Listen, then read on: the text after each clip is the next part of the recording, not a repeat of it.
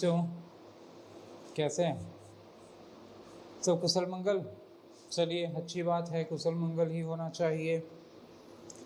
तो रीअरेंजमेंट के सेशन में हम लोग पिछली क्लास में देखे थे कि रीअरेंजमेंट क्या होता है, कैसे उनको सेट किया जाता है, कितने तरह के होते हैं।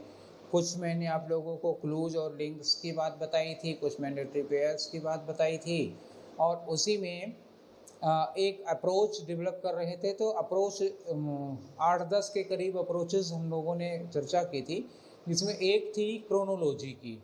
तो क्रोनोलॉजी क्या होता है, कैसे क्रोनोलॉजिकली हम चीज़ों को सेट करते हैं, लगाते हैं, ये हम लोग डिस्कस कर चुके हैं। तो चूँकि वो पहला वीडियो था, इंट्रोडक्शन भी था, रीअरेंजमेंट क्या होता है, टाइप वाइप भी बताने थे, और उसी में एक अप्रोच भी ख़त्म करनी थी, तो वो थोड़ा ज़्यादा हो गया। लेकिन अब वाले में केवल अप्रोच डिस्कस करनी है, तो ये इतने लंबे नहीं होंगे। तो अब बात ये है कि जो हम लोग क्रोनोलॉजी की लगभग सारी अप्रोचेस तो पढ़ ही चुके हैं। क्रोनोलॉजी के बाद जो बाकी अप्रोचेस बची हुई थी उन सब पर डिस्कस करेंगे, और उन्हीं डिस्कस में अब चूँकि 8-10 बची हैं, तो उनमें हमने इसको 2 भाग में कर दिया। तो एक आज कर देंगे, 4-5 अप्रोच के करीब हैं, और 4-5 अप्रोच इसके बाद फिर नेक्स्ट वीडियो में कर देंगे। तो इसके बाद सारे ख़त्म हो जाएंगे, फिर आप लोगों को कुछ प्रैक्टिस दे दी जाएगी। अच्छा, अब ये बैंक, एसएससी, एनडीए, सीडीएस सबके लिए है, कोई परहेज़ ना करें, किसी के लिए स्पेशल नहीं है, सबके लिए है। तो आओ हम लोग फिर शुरू करते हैं आज के लिए। आज की क्लास स्टार्ट करते हैं जहाँ से उस दिन छोड़ा था, उसी के बाद टू बी कंटिन्यूड, और आज जहाँ छोड़ेंगे उसके बाद नेक्स्ट क्लास कंटिन्यू होगी, फिर ख़त्म हो जाएगा। फिर आपकी क्वेरीज और क्वेश्चंस रह जाएंगे जिन्हें हमें डिस्कस करना होगा। तो आज वाले में चलिए देखिए, आपको स्क्रीन पर दिखाई दे रहा होगा, आज हमें जो डिस्कशन करना है वो वाला।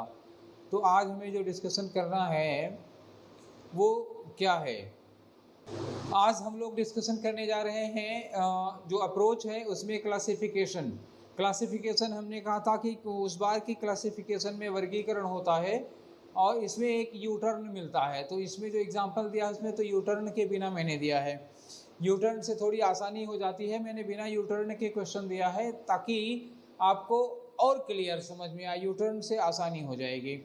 क्लासिफिकेशन मैंने कहा था कि किसी बात को 2 वर्गों में विभाजित किया जाता है। 2 वर्ग होते हैं, पहला, दूसरा, कभी कभी तीसरा भी हो जाता है।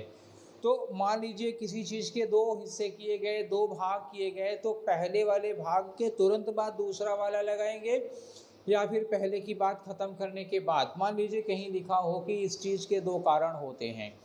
मान लीजिए कहा गया कि दिस थिंग हैज़ 2 रीजन्स, तो फर्स्ट इज़ दैट में एक सेंटेंस लिखा, तो क्या फर्स्ट इज़ दैट के तुरंत बाद होगा the second one is that? तो सेकेंड वन इज़ दैट ये फर्स्ट वन के तुरंत बाद होगा, या फिर कुछ एक आध सेंटेंस के बाद होगा? तो इट इज़ नॉट श्योर, ये कोई पक्का नहीं है। फर्स्ट इज़ के बाद जो आप बात कहेंगे, अगर वो बात अधूरी रह जाती है या उस बात को पूरा करने के लिए एक आध सेंटेंस आना है तो वो आएगा। तो द फर्स्ट के बाद जितनी भी बातें कही गई हैं वो सारी बातें, सारे कथन, सारे तर्क खत्म होने के बाद द सेकेंड शुरू होगा। तो अगर आपके दिमाग में ऐसा कोई कंसेप्ट है कि फर्स्ट के तुरंत बाद सेकेंड और उसके तुरंत बाद थर्ड होगा, तो ऐसा ज़रूरी नहीं होता। जब तक फर्स्ट की बात पूरी तरह से ख़त्म नहीं हो जाएगी तब तक हम सेकेंड नहीं शुरू करेंगे, ठीक है ना? तो इसी कंसेप्ट को क्लियर करने के लिए एग्जाम्पल दिया है ये। चलिए देखते हैं हम लोग क्लासिफिकेशन का वर्गीकरण का रीअरेंजमेंट करते हैं। पहला जो आपके पास सेंटेंस है, सेंटेंस नंबर 1 है कि there are 2 reasons why players gain confidence in football. 2 reasons हैं जिसकी वजह से, देखिए यहाँ क्या लिखा है, 2 रीजन्स जिनकी वजह से प्लेयर को फुटबॉल में कॉन्फिडेंस गेन होता है। तो जब इन्होंने स्टार्टिंग सेंटेंस ओपनिंग, देखिए ये 1 लिखा हुआ है ना, ये 1 लिखा हुआ है, और ये देखिए नीचे क्या लिखा हुआ है, नीचे लिखा हुआ है 6, बीच में क्या है, PQRS लिखा हुआ है। तो 1 और 6 तो पक्का ही है। अब बचा PQRS का अरेंजमेंट लगाना है। तो इन्होंने कहा कि 2 रीज़न होते हैं जिस वजह से प्लेयर्स को फुटबॉल में कॉन्फिडेंस आता है। तो जब यहाँ इन्होंने कहा 2 रीजन्स होते हैं, तो हम अब पहला रीजन उठाएंगे, उसकी बात पूरी करने के बाद दूसरा रीजन उठाएंगे। इन केस की पहला रीजन बताने के पहले की कोई बात हो, मान लो इस 1 वाले स्टेटमेंट स्टार्टर की कोई बात अगर रह गई हो, तो वो लगाने के बाद। चलिए पी में लिखा हुआ है when a player knows about, देखिए व्हेन अ प्लेयर नोज, यहाँ ध्यान रखिएगा क्या लिखा है, knows. When a player knows about his opponent, जब कोई खिलाड़ी अपने अपोनेंट के विरोधी के बारे में जानता है कि then he knows what to expect and will not be surprised, जब कोई खिलाड़ी अपने अपोनेंट को अच्छी तरह से जानता है तो वो ये भी जानता है कि हमें क्या एक्सपेक्ट करना चाहिए, मतलब कि अपोनेंट को अगर अच्छी तरह जानता है तो उसको पता होगा कि अपोनेंट किस तरह का अटैक या डिफेंस करता है। जैसे जब सचिन तेंदुलकर को शेन वॉर्न ने चैलेंज दिया था तो सचिन तेंदुलकर ने रात भर शेन वॉर्न की बॉलिंग की सीडी देखी थी, तो रात भर में देख के वो समझ गए थे कि शेन वॉर्न किस तरह से बॉलिंग करते हैं, कहाँ कहाँ कैसे कैसे उनकी बॉलिंग की रेंज क्या है, पिच क्या है, टाइप क्या है। तो रात भर देखने के बाद, भली भांति जान जाने के बाद, तब फिर उनको पता था अगले दिन की 6 ओवर की 6 गेंदें। शेन वॉर्न के बारे में ये फेमस था कि वो 1 ओवर की 6 गेंदें 6 तरह से डालते हैं, तो सचिन ने उनकी हर तरह की गेंद को रीड कर लिया, स्टडी कर लिया अच्छी तरह से। वो जानते थे कि कब किस किस तरह की ये गेंदें फेंक सकते हैं, उनके गेंदों के फेंकने की कुल रेंज कितनी है, तो उन्होंने अच्छी तरह से खेल लिया। तो उनको पहले से पता है, सचिन को पहले से ही मालूम था वो क्या एक्सपेक्ट करते हैं, मतलब शेन वॉर्न से उनको क्या एक्सपेक्टेशन थी, ये उनको पहले से ही पता थी, और उनको कोई सरप्राइज, जैसे कोई सरप्राइज, कोई आश्चर्य वगैरह नहीं होता था। चलिए, और दूसरा लिखा है the second reason. The second reason, अभी जब हम फर्स्ट की ही बात नहीं किए तो सेकंड की बात कहाँ से करेंगे, लेकिन पढ़ लेते हैं कि सेकंड रीजन क्या है। सेकंड रीजन ये है कि players acquire knowledge and skill which directly affects their ability to play the game. जो प्लेयर्स होते हैं उनको नॉलेज और स्किल एक्वायर हो जाती है, प्राप्त हो जाती है, जो उनके खेल को सीधे प्रभावित करती है। आर में लिखा है वन रीजन। वन रीजन का मतलब ये पहला रीजन है, तो जाहिर सी बात है आर पहले होगा और क्यू बाद में होगा, इसमें तो कोई शक नहीं कि पहले क्या होना चाहिए, आर होना चाहिए, बाद में क्यू होना चाहिए।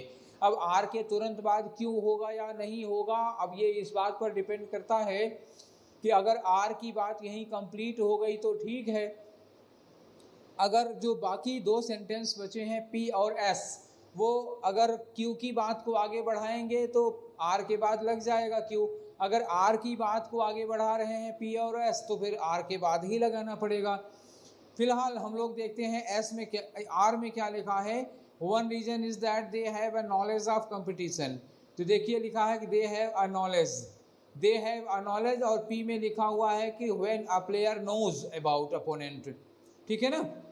तो वह देखिए आर में लिखा है one reason is that they have a knowledge of the competition, उन्हें कंपटीशन का नॉलेज होता है। तो कंपटीशन का नॉलेज कब होगा, जब आप अपने अपोनेंट को जानते हैं। जैसे उस मैच में, उस वर्ल्ड कप में सचिन को कंपटीशन का नॉलेज कैसे हुआ, जब उन्होंने शेन वॉर्न की बॉलिंग की अच्छे से स्टडी कर ली, तभी तो उनको पता हुआ कि कंपटीशन कैसा होगा, जब उन्होंने अपने अपोनेंट को पढ़ लिया था। इसका मतलब जो सेंटेंस आर वाला है वो पी वाले के से एकदम कनेक्टेड है, आर वाला पी वाले से कनेक्टेड है, लेकिन आर पहले होगा तब पी होगा, क्योंकि आर में लिखा है वन रीजन, तो इसी वन रीजन को एक्सप्लेन करने के लिए पी लगा है। तो इसका मतलब ये जो हमने लिखा था आर के बाद हम पी ले लें, आर के बाद पी आएगा। अब उसके बाद हम एस पढ़ के देखते हैं, लिखा usually this means. This means का मतलब क्या हुआ, what does this stand for. Usually this means that they see, they में कौन आ गया, प्लेयर्स आ गया, they see the competition strength, competition strength. तो कंपटीशन की स्ट्रेंथ कहाँ पता चल रही है भाई, कंपटीशन की स्ट्रेंथ पता चल रही है जब वो अपोनेंट को अच्छी तरह से जान जाएंगे, तो मतलब पी वाले में ही पता चल रही है। तो आर पी के बाद हमें क्या लगा लेना चाहिए, आर पी के बाद एस लगा लेना चाहिए, तब जाके क्यू कहीं पर आएगा, ठीक है ना।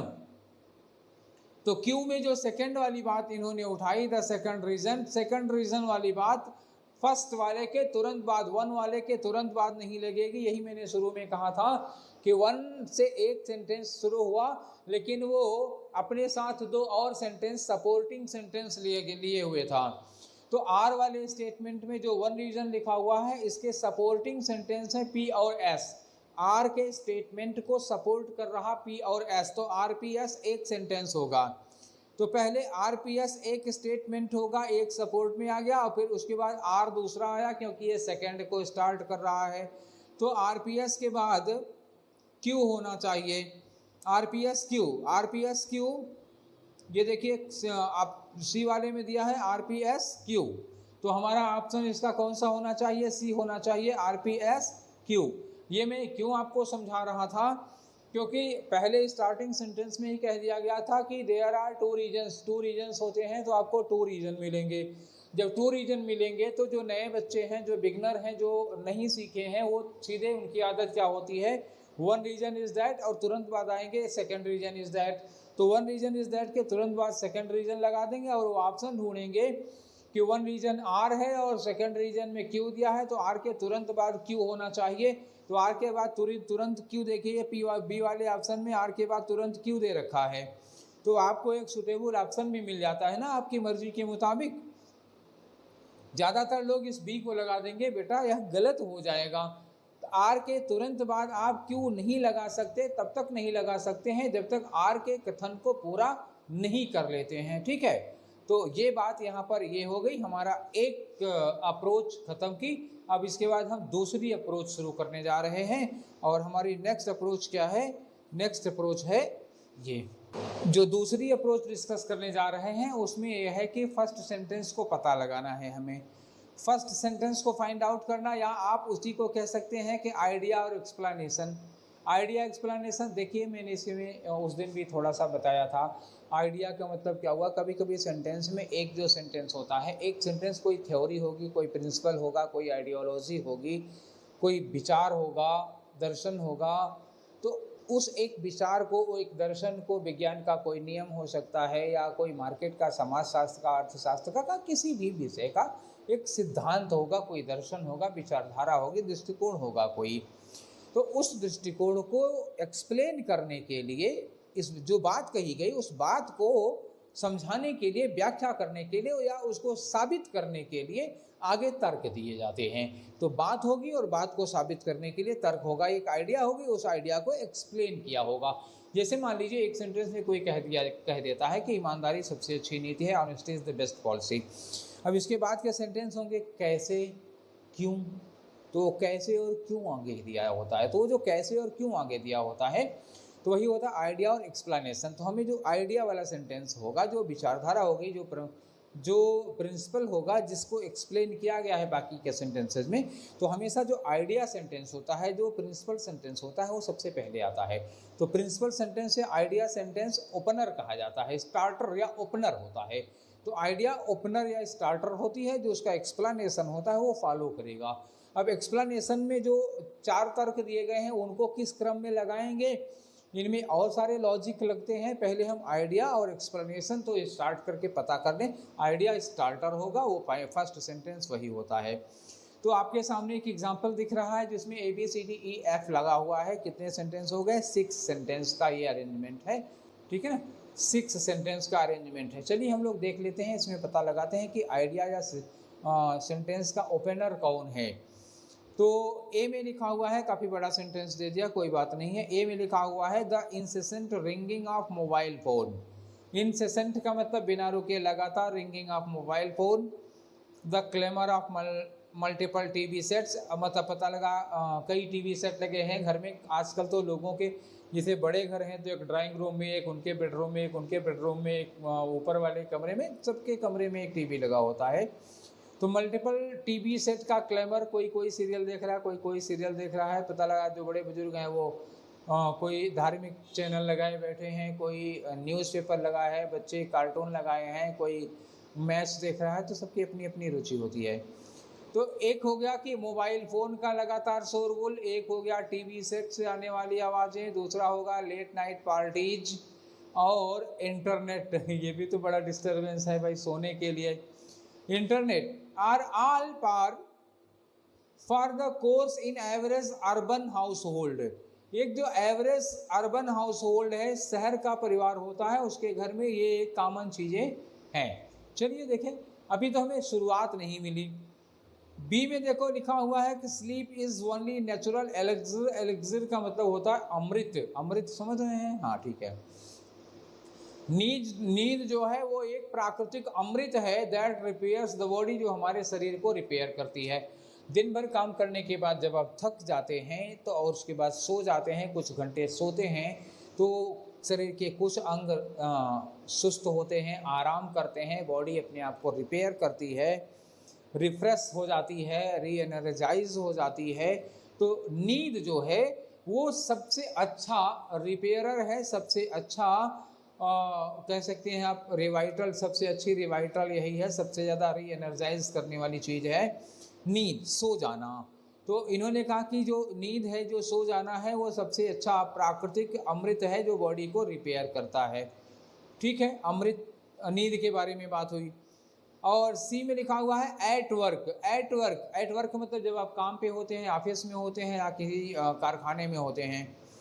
तो at work the manic race, manic मतलब एकदम पगलाई हुई दौड़, अगेंस्ट टाइम। तो टाइम के अगेंस्ट हम लोग भाग रहे होते हैं, 4 घंटे में 8 घंटे का काम करना चाहते हैं, 4 घंटे का वर्क पीरियड, 8 घंटे का आउटपुट देना चाहते हैं, तो we are running against time. तो मैनिक, मैनिक मतलब एकदम पगलाई हुई दौड़, अंधी दौड़ समय के खिलाफ। Means we are working longer hours, इसका मतलब क्या हुआ, हम लोग पैसे के लालच में 6 घंटे को 8 घंटे तक काम करते रहते हैं, टारगेट मिला होता है। ये कहाँ है, ये है एट वर्क, मतलब क्या हुआ, घर पे नहीं है, ये बाहर है। और ये जो ए वाला सेंटेंस कौन सा था, ये घर पर है ना। देखिए लगातार मोबाइल का, फ़ोन का बजना और टीवी सेट वगैरह ये सब चीज़ें कहाँ हो रही हैं, होम। देखिएगा ये होम हो रहा है, ये ऑफिस में हो रहा है। डी में देख लीजिए, फिर होम आया, एट होम लिखा हुआ है। इसका मतलब डी के साथ क्या लगाना होगा, ए लगाना होगा। समझ में आ रहा है।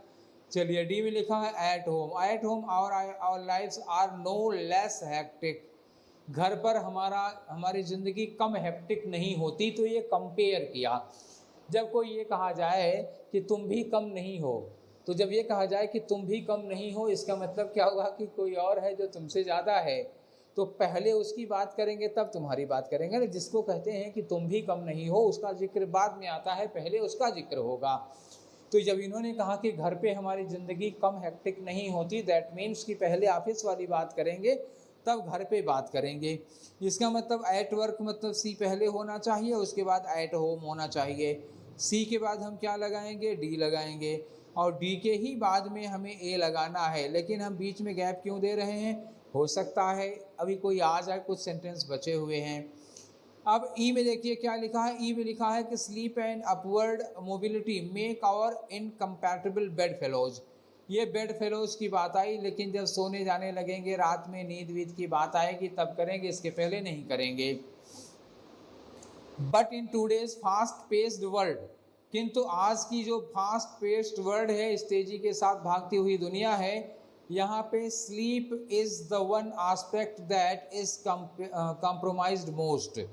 तो जो तेजी के साथ भागती हुई दुनिया है, इसमें स्लीप जो है वो सबसे ज़्यादा कॉम्प्रोमाइज की जाती है। किंतु, तो ये जो बट लगा दिया, बट लगा दिया, बट लगा दिया का मतलब क्या हुआ, बट लगा दिया का मतलब क्या है, ये विरोधाभास हो रहा है। किसका विरोधाभास हो रहा है बताइए। विरोधाभास में एक स्लीप का सेंटेंस आया था, बी आया था, ठीक है ना। तो ये जो एफ वाला सेंटेंस है वो बी का विरोधाभास कर रहा है या फिर ई का विरोधाभास कर रहा है बताइए।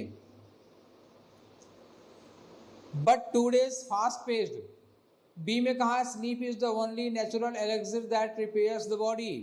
उसके बाद कहा इन्होंने कि बट टूडेज, आज की भाग दौड़ भरी जिंदगी में, sleep is the one aspect that is compromised the most. नींद ही सबसे ज़्यादा कॉम्प्रोमाइज की जाती है।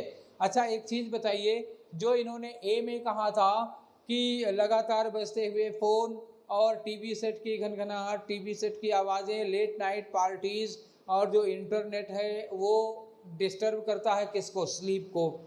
तो किस बात को एक्सप्लेन कर रहा है, जो हमने बट में कहा कि नींद ही वो चीज़ है जो हम शहर में सबसे ज़्यादा कॉम्प्रोमाइज़ करते हैं। तो इसी वाली बात को एक्सप्लेन कर रहा है कौन, ए। किस बात को एक्सप्लेन कर रहा है, ए एक्सप्लेन कर रहा है हमारी एफ वाली बात को, ठीक है।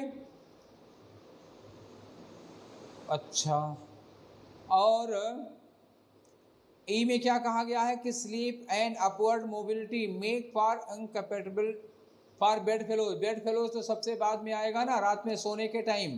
तो ये सबसे पहले, सबसे लास्ट में कर लिया जाए, ई में कर दिया जाए। तो अब हमें जो स्लीप वाला सेंटेंस है वो सब कहाँ लगा दिया जाता है, पहले लगा दिया जाता है स्लीप वाले सेंटेंस को, क्योंकि बी और एफ तो एक दूसरे के साथ लगेंगे। बी एफ एक दूसरे के साथ क्यों लगे, क्योंकि एफ जो है, एफ में जो कहा किंतु भाग दौड़ भरी इस शहर की ज़िंदगी में नींद में ही सबसे ज़्यादा कॉम्प्रोमाइज़ होता है। तो इसके पहले हमें बताना पड़ेगा नींद का इम्पोर्टेंस क्या है। तो हमें बी से शुरुआत करनी पड़ेगी कि नींद हमारी बॉडी को रिपेयर करने के लिए सबसे अच्छा एलेक्सिर है, प्राकृतिक अमृत है, किंतु भाग दौड़ भरी जिंदगी में सबसे ज़्यादा समझौता नींद से करना पड़ता है। ये हमारा क्या हो गया, ये हमारा हो गया सिद्धांत। बी और एफ को हम क्या कर दें, ये है हमारी आइडिया। और आइडिया को एक्सप्लेन किस में किया गया है, इन चारों सेंटेंस में, सी में, डी में, ए में और ई में।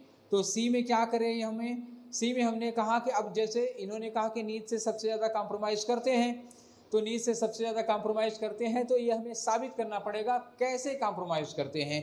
उस कैसे को बताने के लिए हमें शुरू करना पड़ेगा कहाँ से, घर से कि ऑफिस से, आप बताइए। तो पहले ऑफिस से शुरू करेंगे ना, कैसे ये भाग दौड़ भरी ज़िंदगी में हमें नींद के लिए टाइम नहीं मिलता। तो कैसे भाग दौड़ भरी ज़िंदगी में नींद के लिए टाइम नहीं मिलता, तो भाग दौड़ भरी ज़िंदगी कहाँ आप साबित करेंगे, पहले ऑफिस में कैसे हम भाग दौड़ से निपटते हैं, फिर जब वहाँ से घर आते हैं तो घर में कैसे हमारा डिस्टर्बेंस होता है। तो ऑफिस वाली बात पहले करेंगे। ऑफिस वाली बात किस में की गई है, सी में।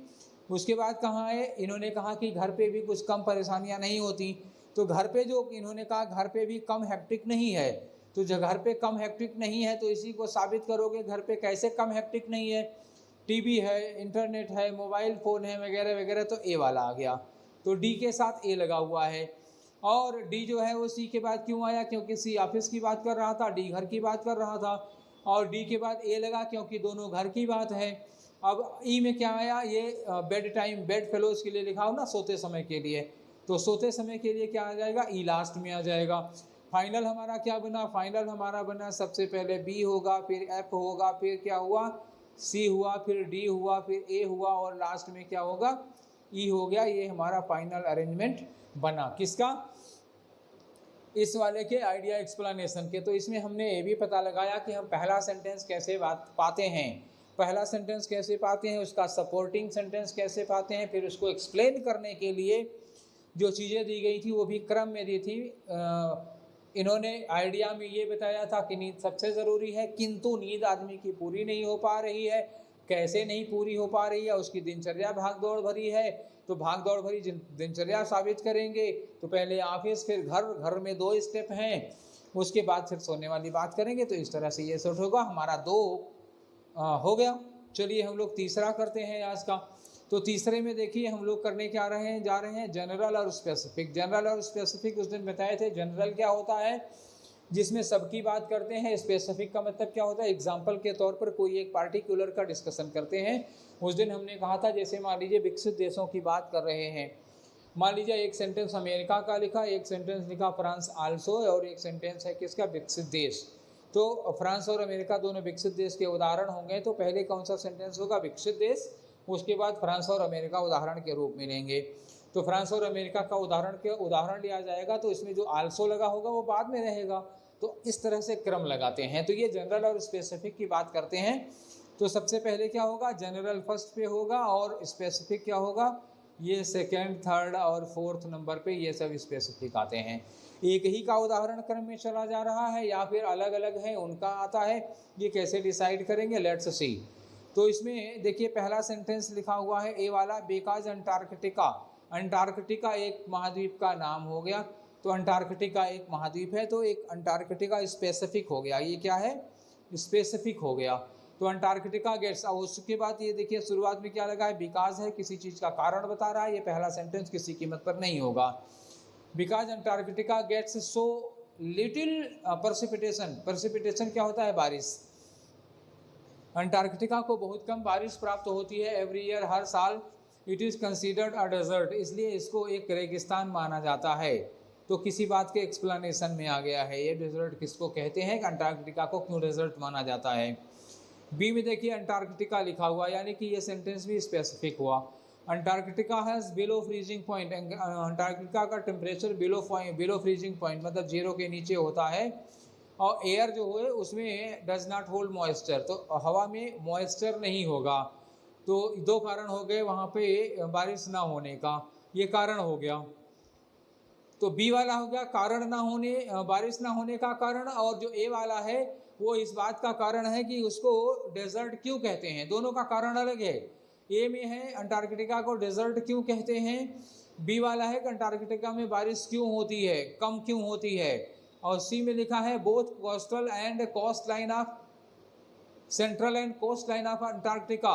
अंटार्कटिका का जो तटीय क्षेत्र है और जो सेंट्रल क्षेत्र है, अंदर का क्षेत्र है, दोनों में लेस देन 10 इंचेस बारिश होती है। तो लेस देन 10 इंचेस बारिश होती है। फिर उसके बाद ये बताना होगा कि क्यों अंटार्कटिका का टेम्परेचर बहुत कम होता है। चलिए, ये भी अंटार्कटिका का है, ये भी स्पेसिफिक है। डी वाला पढ़ते हैं। डी में लिखा है in order for an area to be considered a desert it must receive very little rainfall. किसी एरिया को अगर आपको डेजर्ट घोषित करना है तो उस एरिया में बहुत कम रेनफॉल होनी चाहिए। तो ये डेजर्ट को एक्सप्लेन कर रहे हैं, किसे डेजर्ट कहते हैं। ये सेंटेंस क्या हो गया, जनरल का। बाकी तीनों सेंटेंस अंटार्कटिका के थे, ये स्पेसिफिक सेंटेंस थे। ठीक है, 3 स्पेसिफिक हैं। ई में लिखा है this is evident in the low precipitation statistics of Antarctica. This is evident, this is evident, ये बात साफ हो जाती है, एविडेंट साफ क्लियर हो जाती है अंटार्कटिका के संदर्भ में।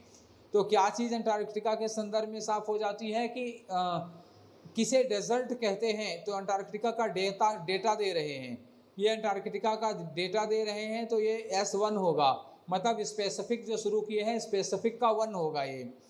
एफ में लिखा है more specially it must receive an average of less than 10 inches.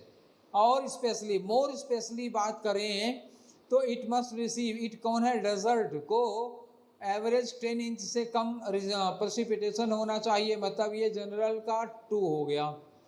तो जनरल के 2 सेंटेंस हो गए। एक इन्होंने कहा कि किसी को डेजर्ट कहना हो तो वहाँ बहुत कम बारिश होनी चाहिए। ठीक, तो जो डी में इन्होंने कहा था, डी में क्या कहा था कि in order for an area to be considered a desert it must receive very little rainfall. किसी एरिया को डेजर्ट कहना हो तो वहाँ पर बहुत कम रेनफॉल होनी चाहिए, ये इन्होंने कहा। और इसको और स्पेसिफाई किया, मोर स्पेसिफिकली, और स्पेसिफाई कहा। तो करते समय इन्होंने कहा कि इसे, मतलब जिसको डेजर्ट कहना हो वहाँ 10 इंच से कम रेनफॉल होनी चाहिए। तो डी और एफ जनरल हैं, डी और एफ ये दोनों जनरल हैं। जनरल के 2 हुए, डी और एफ। तो पहले कौन लगेगा, मोर स्पेशली नहीं लगेगा, पहले ई लगेगा, उसके बाद मोर स्पेशली लगेगा। तो हमारा ई तो पहले होगा, ई के बाद क्या लगेगा, एफ लगेगा। 2 चीज़ हो गई, ये क्या हो गए, ये जनरल हो गए। अब स्पेसिफिक की बात करेंगे। स्पेसिफिक की बात करेंगे तो स्पेसिफिक में किसकी बात हो गई, अंटार्कटिका की बात हो रही है। अब हमने कितने स्पेसिफिक ढूंढे हैं, स्पेसिफिक है, ए है, बी है, सी है और ई है। तो सबसे पहले स्पेसिफिक कौन होगा, S1 मैंने लगाया था। स्पेसिफिक 1 वो कौन सा था, ई कौन सा है, सॉरी एक गलती कर दी, ई एफ। हमें एक गड़बड़ी हो गई, हम लिखने में एक चीज़ गलत कर दिए हैं। ये जो हम ई लिखे हैं ये ई नहीं होना चाहिए, क्योंकि बी होना चाहिए ना। ठीक है, पहले क्या आना चाहिए था, यहाँ पर डी आना चाहिए था भाई। जनरल डी हुआ, जनरल तो ई नहीं हुआ, ऐसे गलती करेंगे। हाँ ठीक है, अब हमारा जो स्पेसिफिक 1 है वो क्या है, ई है। डी एफ के बाद क्या लगा, ई लगा। तो डी एफ के बाद ई लगा, ठीक है। अब हमारे पास कितने सेंटेंस बने हैं, ए, बी और सी। तो ई एक बार फिर पढ़ लेते हैं। This is evident in the low precipitation statistics of Antarctica. इन्होंने डेटा दिया, लो अंटार्कटिका में कम बारिश का डेटा दिया। तो इसी डेटा को कैसे आगे बढ़ा दे रहे हैं। लो प्रेसिपिटेशन होता है, कैसे लो प्रेसिपिटेशन होता है, डेटा आप दीजिए। डेटा कहाँ दिया हुआ है, इसमें डेटा दिया हुआ है कि अंटार्कटिका में 10 इंच से कम बारिश होती है। तो डेटा कहाँ दिया है, सी में दिया हुआ है। तो सी में डेटा दिया हुआ, ई के बाद हमने सी, ई में डेटा की बात की थी और सी में डेटा दिया हुआ है, लगा दिया। तो ई के बाद सी लगा दिया, ई के बाद सी लगा दिया, लिखा सी में जो अंटार्कटिका का केंद्रीय और कोस्ट लाइन है दोनों में 10 इंच से कम बारिश होती है। अब बताना पड़ेगा क्यों होती है इतनी कम बारिश। बताना ये होगा कम बारिश क्यों होती है, क्योंकि अंटार्कटिका का जो टेम्परेचर है वो फ्रीजिंग पॉइंट से भी कम होता है तो वहाँ पे एटमॉस्फेयर में क्या कहते हैं मॉइस्चर होल्ड नहीं हो पाता, तो पहले क्या देंगे बी के बाद अब आगे लगाएंगे कि because Antarctica gets so little precipitation, चूंकि अंटार्कटिका में बारिश कम होती है इसलिए अंटार्कटिका को डेजर्ट कह सकते हैं। और हमने इसको बाद में क्यों कहा कि बात जिससे शुरू की थी उसी पर ख़त्म होनी चाहिए। शुरू किससे किया था, इंट्रोड्यूस किया था पैराग्राफ को कि डेजर्ट किसे कहते हैं, और ख़त्म किसे कह रहे हैं, कहाँ करेंगे, डेजर्ट किसे कहते हैं। तो डेजर्ट किसे कहते हैं वहाँ से शुरू किया था और डेजर्ट किसे कहते हैं वहीं पर ख़त्म करेंगे, इसलिए ए वाला सेंटेंस लास्ट में आएगा। क्लियर, DFECBA ये हो गया आपका फाइनल रीअरेंजमेंट। क्यों, कब क्या पहले होगा, कब क्या बाद में होगा। Clear, there should be no doubt. Next है हमारा थ्योरी और एग्जाम्पल। तो एक थ्योरी होगी, एक सिद्धांत होगा और उसी का एग्जाम्पल दिया जाएगा। तो थ्योरी में क्या दिया हुआ है कि फोबिक रिएक्शन, ठीक है ना, क्या दिया है, फोबिक रिएक्शन। फोबिया क्या होता है, जब हम किसी चीज़ से डर लगता है। तो फोबिक रिएक्शंस क्या होते हैं, आर स्ट्रांग इरेशनल फियर, ये बहुत तगड़े लेकिन बेवजह के, इरेशनल मतलब अतार्किक, बेवजह का डर होता है आप स्पेसिफिक ऑब्जेक्ट ऑफ सिचुएशन। तो अब ये बताइए कि किसी को कॉकरोच दिख जाता है, मान लीजिए कमरे में बैठे हैं, कॉकरोच दिखाई देगा, कॉकरोच दिखाई गया तो कुर्सी पे बैठे हैं, कूद के बेड पे चढ़े जाएंगे। ऐसा लगता है जैसे कॉकरोच कुर्सी पर कूद के आ जाएगा और इनका भी मुंह नोच लेगा। तो कॉकरोच कुर्सी पे चढ़ के इनका मुंह नहीं नोच लेगा, इतना बड़ा होता है वो, इनका मुंह कैसे नोच लेगा। बिस्तर पे कूद जाएंगे, बिस्तर पे चढ़ जाएंगे, उसके बाद भी कहो तो अगर पहुंच पाए तो ऊपर टाड़ पे चढ़ जाएं, या कहीं अलमारी में बंद हो जाएं, या कोई आदमी अगल बगल में खड़ा हो तो उसके सिर पे, उसके पीठ पे चढ़ जाएं, बैठ जाएं। तो इतना बड़ा कॉकरोच इनको खा नहीं जाएगा, वो काटता भी नहीं है, ठीक है, खुद ही बेचारा परेशान होता है, वो खुद ही सासत में हो जाता है कि हम यहाँ कहाँ आके फंस गए। अच्छा, देखिए दो चीज़ होती है, कुछ लोग तो वाकई में कॉकरोच से डरते हैं और कुछ लोग ओवर एक्टिंग भी करते हैं, थोड़ा मतलब नौटंकी भी होती है उसमें। तो फिलहाल हम ये बात करते हैं कि जो कॉकरोच से डर लगता है ये अनड्यू फियर है। इसमें जैसे मान लो सांप वगैरह हो तो एक बार डर लगता है काट लेगा तो मर जाएंगे, लेकिन कॉकरोच काट लेगा और मर जाएंगे ऐसा कुछ होता नहीं है। तो ये एक अनड्यू फियर होता है। पानी से डर लगता है कुछ लोगों को, आग से डर लगता है कुछ को, ऊंचाई से डर लगता है, तमाम बहुत सारी ऐसी चीज़ें हैं जिनसे डर लगता है, फोबिया होता है।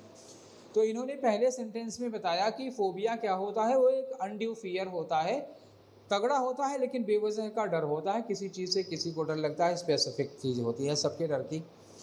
और बी में इन्होंने कहा but there is no objective darter, ये देखिए बट लगा दिया, तो पहली बात का ये विरोध नहीं है, बट लगाते हैं तो विरोध करते हैं, ओपनिंग सेंटेंस का विरोध नहीं हुआ। देखिए क्यों में लिखा है फॉर एग्जाम्पल। फॉर एग्जाम्पल का मतलब क्या हुआ, ये किसी बात को समझा रहे होंगे। एग्जाम्पल क्यों दिया जाता है, एग्जाम्पल का मतलब हमने कोई बात कही, अगर आपकी समझ में नहीं आई तो चलो हम आपको सरल करके समझाते हैं। तो किसी बात को समझाने के लिए ये उदाहरण दिया जाता है। तो अब आपको जब भी मिल जाए for example, for instance, for example, तो जैसे सच एज लिखा होगा तो उदाहरण होगा, सच एज मिल गया, फॉर एग्जाम्पल मिल गया, या फॉर इंस्टेंस मिल गया, तो ये मिल गया तो उदाहरण होगा। तो अब आप जब आपको उदाहरण से सेंटेंस शुरू हो रहा हो तो तुरंत आप सोचिए कि ये किस बात को समझाने के लिए उदाहरण दिया जा रहा है। तो पहले उदाहरण पढ़ लीजिए, तभी आप पता लगा पाएंगे कि किस बात को समझाने के लिए उदाहरण दिया जा रहा है। चलिए पढ़ते हैं। तो for example when a person is extremely fearful, जब कोई व्यक्ति हद से ज़्यादा डरा हुआ होता है, किससे, बर्ड्स से डरता है, स्नैक से डरता है, ऊंचाई हाइट से डरता है, क्लोज एरिया से डरता है, क्लोज प्लेसेस, और तो लेवल फोबिया, तो उसी को हम लोग फोबिया लेवल कहते हैं। Apply to the person's fear, ये किसी व्यक्ति के डर और अवॉइडेंस जिनसे वो बचना चाहता है, तो उसी को फोबिया कहा जाता है। तो मुझे तो लगता है कि इसी वाले सेंटेंस का क्या, उसी पहले वाले सेंटेंस का एक्सप्लेनेशन है ये। तो जो पहला वाला सेंटेंस कहा तो इन्होंने कहा था कि ये फोबिया क्या होता है, उसी को एक्सप्लेन करने के लिए, उदाहरण के लिए इन्होंने ये वाला जो क्यू वाला सेंटेंस था वो उदाहरण के लिए दे दिया। तो ठीक है, आर भी देख लेते हैं। आगे में लिखा है इन्होंने कि ही यूजुअली रिकग्नाइज, ये ही किसके लिए लगा है, वन वाले में तो कोई पर्सन आया नहीं ना। एक बार फिर वन वाले सेंटेंस को पढ़ के देखिए, phobic reactions are strong irrational fear of specific object या सिचुएशन। तो इसमें तो कोई पर्सन आया नहीं, तो ये आर वाला ही कहाँ से आएगा, तो अभी ही नहीं लग नहीं पाएगा। एस में लिखा हुआ है अ पर्सन, तो अ पर्सन एस में लिखा हुआ है। A person suffering from phobic neurosis, तो कोई व्यक्ति जो फोबिक न्यूरोसिस से पीड़ित होता है, जो फोबिक न्यूरोसिस से परेशान होता है, ठीक है, क्या होता है वो knows what he is afraid of। तो इसका भी तो ये उदाहरण नहीं है। तो पहले हमें फोबिया, पहले वाले सेंटेंस में इन्होंने कहा फोबिया, इसी फोबिया को एक्सप्लेन करने के लिए हम उदाहरण लगाएंगे। तो पहले क्या आया, पहले सेंटेंस हुआ वन के बाद हम इसी वन में जो बात इन्होंने कहा फोबिया क्या होता है, वो इरेशनल डर होता है। जैसे कि इन्होंने कहा ना, देखिए वन वाले में एक चीज़ और आप देख लीजिएगा, इन्होंने कहा कि मैं जहाँ मार्कर चल रहा हूँ वहाँ देखिएगा, irrational fear of specific objects या सिचुएशन। ये जो स्पेसिफिक ऑब्जेक्ट या सिचुएशन इन्होंने कहा, तो ये ऑब्जेक्ट और सिचुएशन का उदाहरण किस में मिला, इसका उदाहरण मिला बर्ड में, स्नैक में, हाइट में, क्लोज प्लेसेस में, इनमें मिला। तो पहले का उदाहरण क्या दिया इन्होंने, क्यू। अब देख लीजिए, जब आपको ये 100% श्योर मिल गया कि क्यू ही वो पहला सेंटेंस है, तो अब आप ऑप्शन पे आ जाइए। क्यू ही पहला सेंटेंस है, तो ए में क्यू से शुरू हो रहा है, बी में एस से शुरू हो रहा नहीं होगा, सी में क्यू एस से शुरू हो रहा नहीं होगा, डी में आर से शुरू हो रहा नहीं होगा। तो आपका ऑप्शन क्या होना चाहिए, आपका ऑप्शन ए होगा, इसमें कोई दो राय नहीं, बात खत्म। Q P S R. जब आपको ये 100% श्योर हो गया कि ये वाला ऑप्शन सबसे पहले होगा, तो फिर ऑप्शन में मैच के लिए अगर और कोई है उससे शुरू होने वाला तो ठीक है, अदरवाइज बात खत्म। तो चलिए ये भी हमने आपको समझा दिया। उसके बाद आगे हैं हम लोग नेक्स्ट, ये है फुल फॉर्म और एक्रोनीम। फुल फॉर्म और एक्रोनीम मैंने उस दिन पहले वाले दिन भी बताया था कि अगर कहीं पर फुल फॉर्म दिया हो, जैसे कहीं लिखा हो WHO और कहीं लिखा हो वर्ल्ड हेल्थ ऑर्गेनाइजेशन, तो जिस सेंटेंस में वर्ल्ड हेल्थ ऑर्गेनाइजेशन लिखा होगा उसके बाद ही आएगा WHO। अब तुरंत बाद में आए ऐसा कोई ज़रूरी नहीं है। तो जो फुल फॉर्म के तुरंत बाद एक्रोनीम आएगा ये नहीं कहा जा सकता, लेकिन ये तय है कि एक्रोनीम जिस सेंटेंस में होगा फुल फॉर्म वाला उसके पहले ही आना चाहिए, चाहे तुरंत ऊपर या एक दो सेंटेंस के ऊपर। गैप कितना है इससे मतलब नहीं है, लेकिन होगा पहले, ठीक। तो चलिए हम देखते हैं इस सेंटेंस में क्या दिया है। ए वाले में दिया है, थ्योरी आपको समझ में आ गई क्या होगी। ए में लिखा हुआ है कि विद दिस कंटिन्यूअस इंटरवेंशन। देखिए यहाँ लिखा दिस कंटिन्यूअस इंटरवेंशन, इस लगातार इंटरवेंशन। तो देखिए ये जो दिस कंटिन्यूअस इंटरवेंशन में किस कंटिन्यूअस इंटरवेंशन की बात हो रही है। शुरू में ये पहले नहीं आ सकता, जब तक हम उस इंटरवेंशन की बात नहीं कर लेंगे तब तक ये सेंटेंस नहीं लग सकता, क्योंकि ये दिस लगा हुआ है और दिस से नहीं स्टार्ट करेंगे। लेकिन पढ़ लेंगे पूरा सेंटेंस, ये मतलब नहीं कि इससे स्टार्ट नहीं होगा तो छोड़ के आगे बढ़ जाएं। ये भी तो पता लगाना कि ये किसके बाद लगेगा, तो एक बार पढ़े रहिए। तो this continuous intervention it is expected that BBS, देखिए ये शॉर्ट फॉर्म भी आ गया। तो BBS programme will not only improve safety performance but will also have positive effect on fuel consumption and other related cost. ये हो गया B. देखिए B में आया दिस इन्फ्लुएंस। दिस इन्फ्लुएंस मतलब ये जो असर पड़ेगा, दिस इन्फ्लुएंस मतलब ये इन्फ्लुएंस, यहाँ फिर दिस आया, इसका मतलब ये भी शुरुआत में नहीं है। और इसमें भी देखिए BBS आया है, इसका मतलब ये दोनों सेंटेंस पहले सेंटेंस नहीं होंगे। दिस इन्फ्लुएंस, हमें यहाँ क्या होगा, इसमें कॉन्टिन्यूअस इंटरवेंशन ढूंढ के पहले लगाना पड़ेगा और दिस इन्फ्लुएंस में हमें इन्फ्लुएंस ढूंढ के पहले लगाना पड़ेगा। अब आगे देखेंगे कि ये किस सेंटेंस में इन्फ्लुएंस है, किस सेंटेंस में इंटरवेंशन की बात है। तो this influence is not intended to be one of exercise. आगे कहा कि but it and BBS, it मतलब ये इन्फ्लुएंस और BBS दोनों मिलकर should rather become continuous effort by every transport company. चलिए आगे बढ़ते हैं, 2 हो गया। तीसरा है फाइनली, हो सकता है ये फाइनली वाला लास्ट सेंटेंस हो। Finally in the long run, बहुत समय के बाद, it will improve the total cast effectiveness of transport companies, इससे ट्रांसपोर्ट कंपनीज की जो कास्ट इफेक्टिवनेस है वो कम हो सकती है। डी में लिखा है behaviour based safety, BBS, BBS हमें मिल गया। स्टार्टर सेंटेंस कौन सा है, डी, क्योंकि डी में क्या लिखा है, फुल फॉर्म लिखा है BBS का। तो इन्होंने कहा कि बिहेवियर बेस्ड सेफ्टी इस प्रोग्राम, ये ऐसा प्रोग्राम है दैट एम्स, जिसका उद्देश्य है increasing safety during road freight, road पर जो बहुत फ्रेट होता है तो उस समय सिक्योरिटी को बढ़ाना। Freight transport bye positively influencing the behaviour of drivers, drivers के बिहेवियर्स को पॉजिटिवली इन्फ्लुएंस करके ड्राइवर्स के बिहेवियर को हम इन्फ्लुएंस करेंगे।